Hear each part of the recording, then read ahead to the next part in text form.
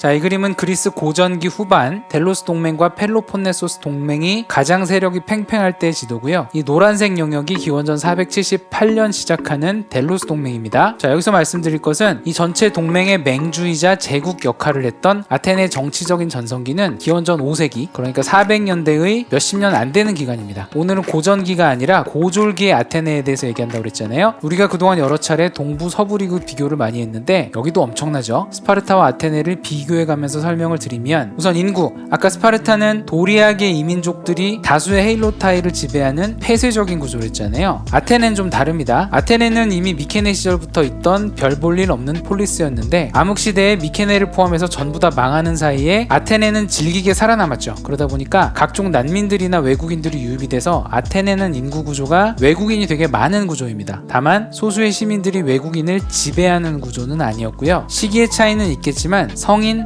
남성, 자국민인 소위 시민의 분율이 20-30%가 안 됐다고 그러죠. 인구 다음에 경제 체제를 먼저 말씀드리면, 스파르타는 농업 위주의 폐쇄적인 경제 체제라고 말씀드렸잖아요. 아테네는 스파르타 같은 풍부한 평원이 없기 때문에 고졸기 때 이미 상업, 무역, 교역 위주의 경제 체계를 정착을 시켰습니다. 밀이나 보리 같은 주식은 모자라기 때문에 수출을 금지하고 자국민들에만 자급자족을 하고 올리브, 포도, 도자기 같은 것들을 수출하는, 그리고 지중해 여러 곳에 식민지를 건설해서 페니키아와 함께 지중해를 쭉쭉쭉 뻗어나가는 해상 무역 국가의 역할을 했고요. 군사적으로도 아테네도 물론 육상전에서의 팔랑크스를 발전을 시켰지만 아테네는 아무래도 해군 쪽에 강해졌겠죠. 그래서 스파르타는 육군, 아테네는 해군 쪽이 유명했고요. 정치 쪽을 말씀을 드리면, 아테네 하면 인류 최초로 디모크라시, 민주정을 시작한 곳으로 알려져 있지만 사실은 우리가 아는 아테네 민주주의가 제대로 작동한 건 이 짧은 전성기 수십 년 기간 뿐입니다. 잠깐 용어 정리를 하면, 우리 지난번에 리퍼블릭, 공화정의 반대말이 뭐라고 그랬죠? monarchy, 왕정이죠. 그렇다면 디모크라시,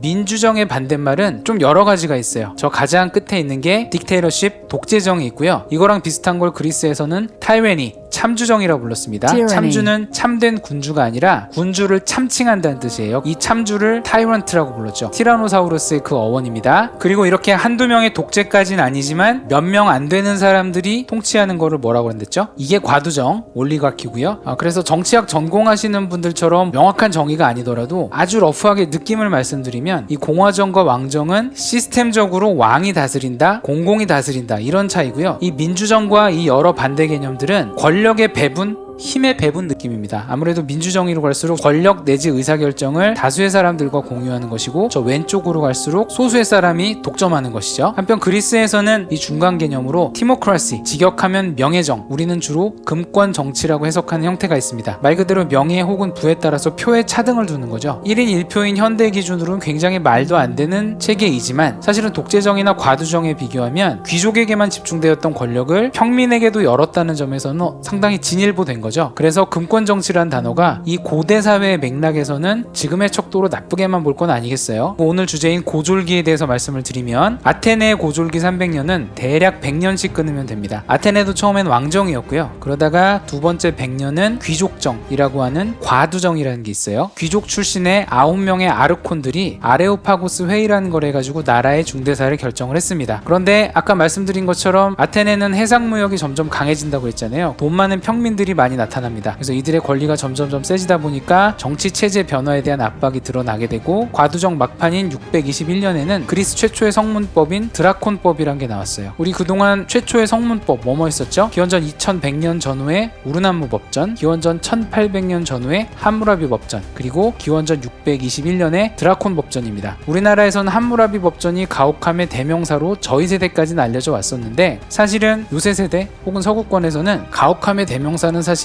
드라콘 법전이죠. 이 드라콘 법전은 그냥 뻑하면 사형입니다. 중범죄든 경범죄든 다 사형이라서 드라콘적이다 라는 말을 하면 법이 굉장히 불필요할 정도로 가혹할 때를 말합니다. 그리고 나서 이제 기원전 6세기 혹은 500년대에 순차적으로 SPC 3명이 등장을 하는데요. 기원전 500년대 초에는 솔론입니다. 그리스의 현인이라고도 불리고 개혁가, 입법자, 조정자라는 표현으로 불렸고요. 이분도 굉장히 광범위하게 그리스 사회 전체를 개혁했다는 점에서 상항이나 리쿠르고스와 달리 닮았는데 약간은 온건하고 서구적인 느낌이 있습니다. 아까 말씀드렸던 경제 구조를 상업과 무역 위주로 완전히 체질 개선을 한 것이 바로 솔론이고요. 정치면에서도 기존의 과두정을 티머크라시, 재산에 따라 차등을 두긴 했지만 어쨌든 평민에게도 권력을 확대한 것도 이 솔론이고요. 민중법원이라는 것도 만들어서 처음으로 배심원 제도도 만들고요. 400인 평의회라는 것을 조직을 합니다. 로마나 스파르타에 원로원이 있었다면 이 그리스는 평의회 같은 게 있는 거예요. 민회는 따로 있는 것이고, 인구 구조면에서도 사회의 부채를 상당 부분 탕감해서 노예를 해방시켜주고 시민의 인구를 더 증가시켰습니다. 그리고 경제적 체질 개선에 상응하는 여러 과학적인 성과를 남겼고요. 그래서 솔론 하면 금권 정치만 생각할 게 아니라 이런 네이션 빌딩 과정에서의 조정자, 개혁가를 상상하시면 더 좋을 것 같고요. 그 다음 타자가 기원전 550년 전후의 페이시스트라토스입니다. 이 사람은 권력의 분산, 민주정의 발전이라는 것만 기준으로 하면 사실은 퇴행했어요. 이 사람은 참주가 됐거든요. 그래서 참주의 대표 이미지가 사실은 페이시스트라토스고요. 그런데 이 페이시스트라토스는 굉장히 악착같이 지저분하게 잔인하게 독재자가 되었는데 굉장히 선정을 폈습니다. 귀족에게 독점됐던 재산을 굉장히 많이 농민에게 재분배를 했고요. 특히 경제적인 면에서 솔론의 개혁을 굉장히 많이 잘 이어받았습니다. 또한 그리스 예술이라든가 문화를 꽃피우는 기틀을 마련을 했고 각종 신전을 건립하고 건축물도 많이 세우고요. 호메로스의 서사시를 보급한다던가 디오니소스 제전도 전 아테네인의 축제로 격상을 시켜가지고요. 이때 사실상 처음으로 우리는 아테네인이라는 정체성을 강력하게 자리매김하게 하고요. 약간 태종 이방원과 닮은 점이 있습니다. 권력을 악착같이 지저분하게 잡은 독재자이지만 나라의 시스템을, 나라의 기틀을 닦았죠. 한 가지 차이가 있다면 태종 이방원은 호부 호자죠. 아들로 세종대왕 이도를 낳았는데 페이시스트라토스는 호부 견자입니다. 아들 히피아스가 연산군 같은 존재예요. 이 히피아스란 이름 일단 기억해 보시고요. 또 한편 이 페이시스트라토스는 비슷한 시기 기원전 550년 전후 로마의 세르비우스하고도 좀 많이 닮았습니다. 각종 사회개혁도 하고 평민의 권익도 강화하고 굉장히 다양한 건축 시설물도 만들고 종교재전도 강화하고 그로 인해서 반대급부로 포퓰리즘이라는 비판도 얻었죠. 그리고 마지막으로 이 SPC 3인방 중에 클레이스테네스가 있습니다. 솔론이 금권 정치로 유명하고 페이시스트라토스가 참주정으로 유명하다면 이 클레이스테네스는 아테네에 본격적으로 민주정을 시작한 사람으로 알려져 있죠. 기존에는 어쨌든 로마로 치면 트리부스 같은 시족, 부족 단위의 귀족들이 힘이 셌는데 이러한 부족들을 해체시켜버리고 행정구역을 새로 개편합니다. 이 행정구역의 최소 단위가 촌락 공동체인 데모스고요. 이 데모스의 대표들이 만든 500인 평의회가 민주주의의 시초가 되죠. 그래서 이 데모스가 통치하는 정치 시스템이라고 해서 디모크라시, 민주정이 된 것이고요. 그리고 이 클레이스테네스가 만들었다고 전해지는 혹은 그 시기에 만들어졌다고 전해지는 유명한 것이 도편 추방제죠. 바로 앞에 히피아스라는 참주의 독재가 워낙 트라우마가 있었기 때문에 이 그리스 사람들은 참주, 독재자를 끔찍히 싫어했습니다. 그래서 이러한 독재의 야욕을 드러내는 사람들을 합법적으로 쫓아내기 위한 제도가 도편 추방제고요. 물론 나중에는 도편 추방제가 정적 제거의 수단 혹은 튀는 사람에 대한 질투 표출의 수단으로 악용되긴 합니다만, 자 이제 이 그림이 달리 보이시나요? 이 철기 그리스 역사는 문화 예술적인 면에서는 아르카익, 클래식, 헬레니스틱, 피어리어드로 나뉘는데 오늘은 그 중에 고졸기를 이야기했고 4명만 기억하라고 했습니다. 스파르타의 고졸기 앞부분에 리쿠르고스, 우리가 아는 스파르타의 이미지를 만든 분이죠. 아테네의 고졸기 끝부분에 SPC, 솔론, 페이시스트라토스, 클레이스테네스. 다른 거 다 까먹으시고요. 이 4명만 기억하고 지나가셔도 오늘 성공입니다. 저는 개인적으로 그래서 파리